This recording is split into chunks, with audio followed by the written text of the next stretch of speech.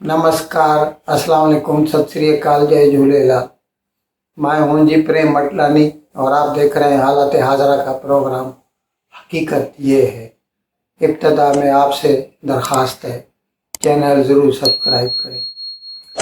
नाजरीन, दो तीन प्रोग्राम हमने ऐसे किए हैं। बरतानिया की एक कंपनी है वन वेब, जो कि भारत की टेलीकॉम कंपनी एयरटेल सुनील भारती मित्तल की है, उसके साथ मिलकर वो लोग भारत में इंटरनेट की वायरलेस सेवाएं देना चाहते हैं, खिदमत मुहैया करना चाहते हैं। अब इसके लिए उन्होंने 2 मरतबा भारत की इसरो के ज़रिए 36 छोटे छोटे सैटेलाइट खला में लॉन्च किए और इस तरह उनको 400-500 और भी करने हैं। ये जो है इसीलिए हैं ताकि वो पूरी दुनिया को कवर करें और दुनिया के किसी भी कोने में, किसी भी गोशे में आदमी खड़ा हो, उसको उसका कनेक्शन हो तो वो इंटरनेट एक्सेस कर सकता है वायरलेस। भले वो जंगल में, अफ्रीका के जंगल में क्यों ना हो, साउथ अमेरिका के अमेज़न जंगल में क्यों ना हो। इसी तरह भारत में जिस तरह हमने आपको बताया कि ये वन वेब वाले कोशिश कर रहे हैं और काम शुरू कर दिया है, लेकिन अभी सर्विस तो खैर नहीं दी। उसके अलावा अमेज़न वाले भी चाहते हैं, रिलायंस जियो जो हिंदुस्तान की 1 नंबर मोबाइल टेलीफोन कंपनी है वो भी चाहते हैं। लेकिन इस सिलसिले में अमेरिका की एक कंपनी है स्टारलिंक। स्टारलिंक हकीकत में स्पेस एक्स की सब्सिडायरी है। स्पेस एक्स तो आपको मालूम होगा ही, इलॉन मस्क जो ट्विटर वाला है या टेस्ला वाला है और भी कई काम है, कहते हैं दुनिया का अमीर तरीन आदमी है, उसकी कंपनी है स्पेस एक्स, जिससे वो स्पेस टूरिज्म भी कराता है।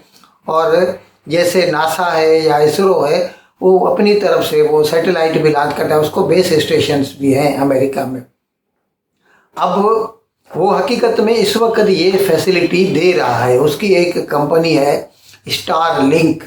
स्टारलिंक जो है वो सब्सिडायरी है स्पेस एक्स की, और वो अभी एट प्रेजेंट जो है ना, जो है वायरलेस इंटरनेट की सर्विसेज पूरी दुनिया, मतलब जहाँ जहाँ पे उसको मंजूरी मिली है तो वो दे रहा है।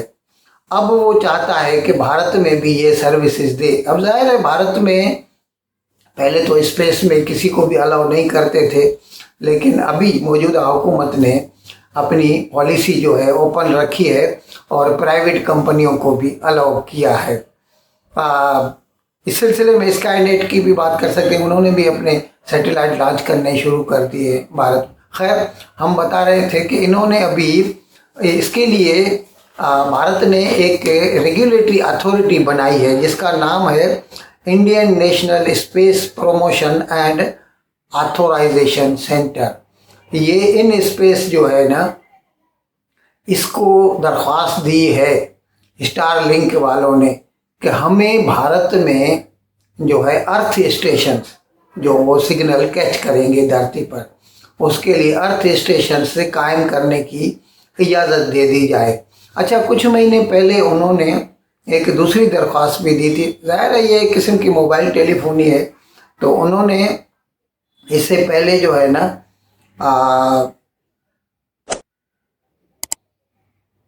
Global mobile communication bye satellite services, इसके लाइसेंस के लिए भी उन्होंने दरख्वास्त करके रखी है और उसके लिए इंक्वायरी चालू है। जैसे ही उससे मंजूरी मिल जाएगी और फिर यहाँ से अर्थ स्टेशंस की भी मिल जाएगी तो इसके ऊपर काम शुरू हो जाएगा। अब जनाब, ये मार्केट जो है ना वायरलेस इंटरनेट सर्विसेज देने का भारत में नेसेंट है, नया है, अभी तक कोई भी यहाँ नहीं आया। तो जाहिर है फर्स्ट मूवर को एडवांटेज तो मिलेगा ही, तो सब लोग अपनी अपनी कोशिश कर रहे हैं। लेकिन जहाँ तक हमें लगता है कि क्योंकि इसके पास मुकम्मल जो है वो इंफ्रास्ट्रक्चर है स्टारलिंक के पास, इसके अपने 4-5 हज़ार सैटेलाइट खला में घूम रहे हैं धरती के चारों तरफ, इसीलिए उसके पास सिग्नल तो है, लेकिन सिर्फ यहाँ पर डाउनलोड करने की उसकी फैसिलिटी हो जाए और उसको अच्छा, इसके लिए उसको फिर बैंडविड्थ भी लेना पड़ेगा भारतीय सरकार से।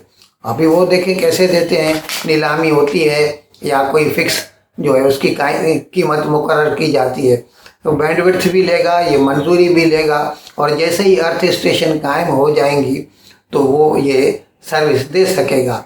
अब ये यहाँ पर एक दौड़ लगी हुई है, रिलायंस वाले चाहते हैं हम करें, लेकिन हमें लगता है कि रिलायंस वाले या अमेज़न वाले ज़रा पीछे ही रह जाएंगे। पहले नंबर पर हमें स्टारलिंक की उम्मीद लगती है और दूसरे नंबर पर बरतानिया की कंपनी वनवेब जो है, जिसने भारत की कंपनी एयरटेल के साथ मिलकर ये सर्विसेज देने का बीड़ा उठाया है, उसको चांस लग सकता है। नाजरीन, पाकिस्तान के पंजाब के साबिक वज़ीर आला और सीनियर लीडर हैं, सीनियर पॉलिटिशियन चौधरी परवेज़ इलाही जो है 1 जून से बेचारे जेल की हवा खा रहे हैं।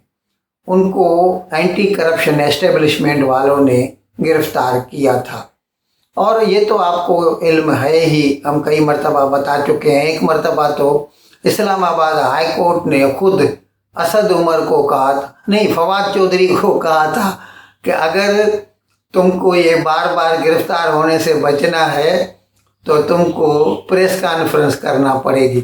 यानी इसका मतलब ये है कि प्रेस कॉन्फ्रेंस करके तुम पीटीआई से अलहदगी का ऐलान करो, फिर चाहो तो किसी और पार्टी में शामिल हो जाओ या सिरे से ही पॉलिटिक्स से संन्यास ले लो।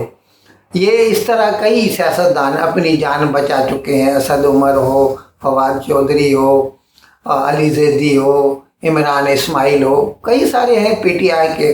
अब ये चौधरी परवेज़ इलाही तो हकीकत में बेचारे अभी तो जब ही मेरे ख्याल में फरवरी में ये जो है ये डिज़ाल्व किए थे इन्होंने, इमरान खान के कहने पर प्रोविंशियल असेंबली, इसलिए मना भी किया था, लेकिन वो माना नहीं, ज़िद की उसने, और उसके बाद फिर तो जैसे ही वो कायम मुकाम सरकार आ गई वो सब इसके पीछे पड़ गए। और अभी तो 9 मई का तो उनको एक फर्स्ट क्लास बहाना मिल गया है और इस सिलसिले में किसी को भी पकड़ के अंदर कर देते हैं। लेकिन इसके खिलाफ तो वैसे भी कई केसेस हैं पहले से एंटी करप्शन वालों। तो अभी क्या है, चौधरी परवेज़ इलाही ने कल ज़मानत की दरख्वास्त, post arrest bail application file की थी, और इस सिलसिले में जब वो कोर्ट में पेश हुआ तो उसने बड़ी शिकायत की, मैं बूढ़ा हूँ, बीमार हूँ, मेरे पैर सूज गए हैं।